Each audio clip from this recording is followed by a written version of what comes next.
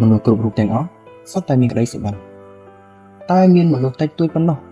ដែលរៀបចំខ្លួនដើម្បីឈានទៅរកក្តីសុបិននោះ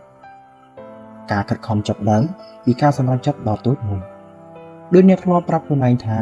ខ្ញុំមិនចង់នៅត្រឹមនឹងទេខ្ញុំចង់ទៅឲ្យឆ្ងាយជាងនេះតែជីវិតមិនដូចអ្វីដែលយើងគិតទេនៅលើដំណើរជីវិតមួយនេះអ្នកនឹងជួបការលំបាកជាច្រើនហើយឧបសគ្គវានឹងចូលមកជារឿយៗពេលខ្លះវាមកធ្វើជាភ្លៀងមកធ្វើជាខ្យល់ពេលខ្លះអ្នកនឹងជួបមនុស្សដែលមិនជឿជាក់លើអ្នកហើយរឿងរ៉ាវទាំងអស់នេះវានឹងធ្វើឲ្យអ្នកគិតចង់បោះបង់មិនខានប៉ុន្តែអ្នកដឹងទេការខិតខំពិតប្រាកដមិនមែននៅពេលអ្នកឈ្នះនោះទេប៉ុន្តែនៅពេលដែលអ្នកដួលហើយអ្នកនៅតែឈរមនុស្សជោគជ័យគ្រប់រូបក៏ធ្លាប់បរាជ័យដូចអ្នកដែរតែគេនៅតែបន្តជាមួយក្តីសុបិនរបស់គេមិនមែនមនុស្សគ្រប់គ្នាសុទ្ធតែមិនមានបញ្ហាទេនរណាក៏មានបញ្ហាដែរតែគ្រាន់តែថាមនុស្សណាចេះចាត់ចែងដោះស្រាយបញ្ហាបានល្អជាងគេរាល់ជំហានតូចៗគឺជាការខិតខំដ៏មានតម្លៃ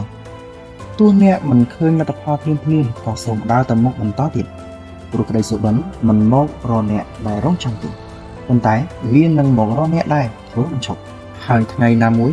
នៅពេលដែលអ្នកទទួលបានភាពជោគជ័យដល់ចំណុចមួយដែលអ្នកចង់បានហើយ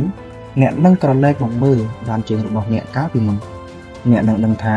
គ្រប់ការឈឺចាប់និងទុក្ខលំបាកទាំងអស់គឺមានន័យណាស់សម្រាប់ជីវិតមួយនេះ